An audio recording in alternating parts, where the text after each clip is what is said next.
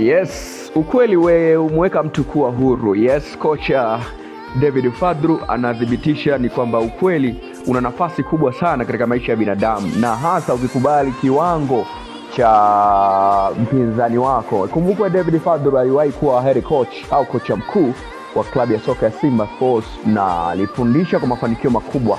Ninao haki ya kusema hivyo kwa sababu alifikisha Simba katika hatua kubwa, hatua ya michuano ya finali ya shirikisho barani Afrika dhidi ya RS Berkane team ambayo inamilikiwa na Fauzi Legja.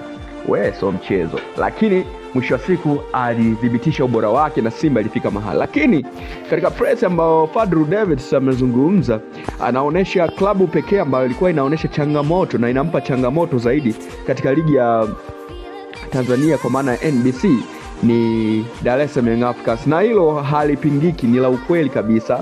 Yes, Young Africans ndio klabu ambayo imekuwa ikimpa changamoto mpaka Fadlu anaondoka, hajawahi kufanikiwa kuifunga Young Africans kwenye maisha yake yote. Yani sio tuzungumzie tu kwenye mpira, yani maisha yake yote tangu azaliwe hajawahi kuifunga Young Africans akiwa na Simba. Na mwisho wa siku ndivyo ambavyo unakuja kuambiwa kwamba the time is countdown, muda ukiwa unasogea, Young Africans wakiendelea kujiimarisha. Sasa kocha amezungumza ya moyoni, ametoa ya moyoni na kueleza kiukweli au kiundani juu ya yale ambayo yanaendelea. Moja kati ya vitu ambavyo amevitoa au vitu ambavyo amevieleza ni juu ya ubora wa hawa watu watatu: Pacome Zouzoua, Eli Professor, lakini pia amezungumza kuhusiana na Starboy Alan Wizo Okello pamoja na Mudathiri Yahya Bass, Zanzibar greatest.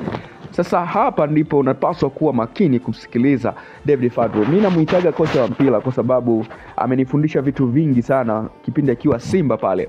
Kuna misimamo, kuna ukweli, na kuna mbinu, na kuna kukubali.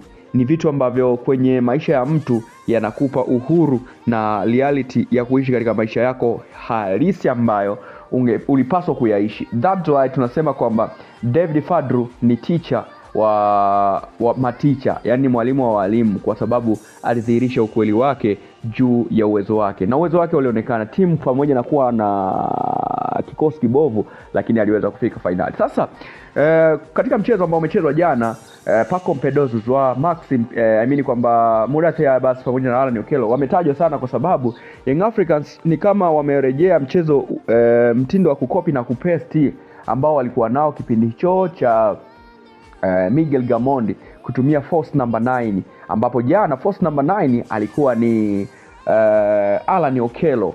Alan Okello alicheza kama force number 9 akitokea katikati ya mabeki wa Pamba Jiji, lakini mmaliza mipango alikuwa ni Mudathiri Yahya Bass, kwa sababu Mudathiri Yahya Bass anapokuwa luzi hana mtu, yeye anadhibiti.